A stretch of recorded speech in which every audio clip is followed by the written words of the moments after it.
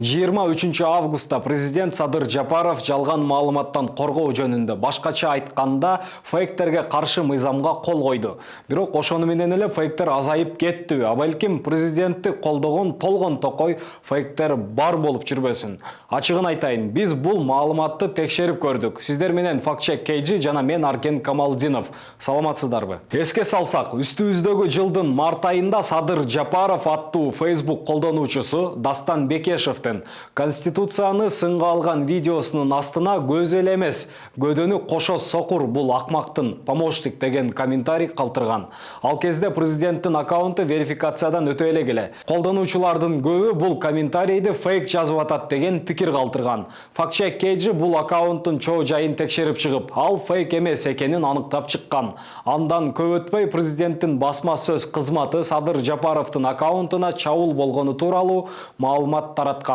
Бир нече күндөн кийин Садыр Жапаров өзүнүн баракчасын кайтарып алып, верификациядан өткөн. Бул деген баракчаны адам өзү алып барат дегенди билдирет. Ал эми жакында эле Жапаровдун баракчасы Роза Отунбаеваны кемсинткен постко лайк басып, аны менен бөлүшкөн. Постто Чыңгыз Абдымомунов аттуу колдонуучу Америкада каза болгон негрге 40 күн аза күткөн Роза апчем Америкада полицейдин огунан учкан жаш кыргыз жигитине үн катпады деп айтылат. Бирок бир аздан кийин пост өчүрүлгөнү менен басылган лайк калып кеткен. Эми Чыңгыз Абдымомунов деген ким экенине токтолсок, анын баракчасында жагымсыз посттор көп экенин байкайбыз.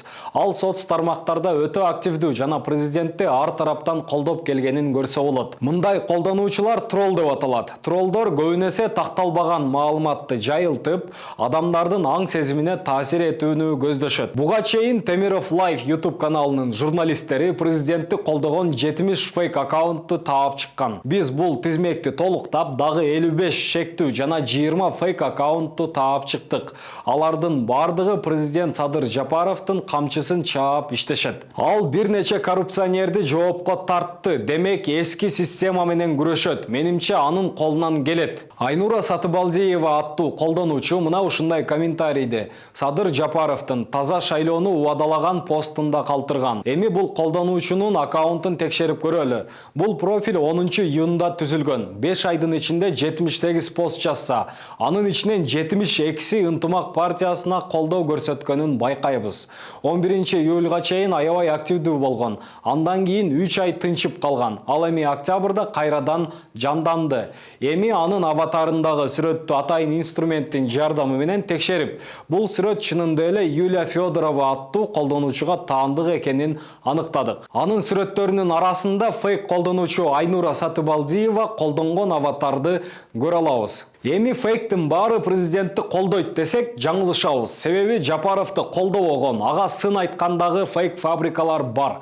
Алар дагы кадимкидей постторду жазып, ар кайсы группаларга жайылтат. Мисалы Айтурган аттуу колдонуучу бул саясий фейк. Соц тармактагы баракчасын активдүү алып барат. Постторду, комментарийлерди жазат. Саясий фейктердин ичинен Эрик Аскеров деген колдонуучу дагы бар. Анын акыркы постуна 3 колдонуучу реакция кылса, анын бирөөсү фейк. Фейктер менен күрөштү биз дагы да болсо улантабыз. Биз менен бирге болуңуз жана алданбаңыз.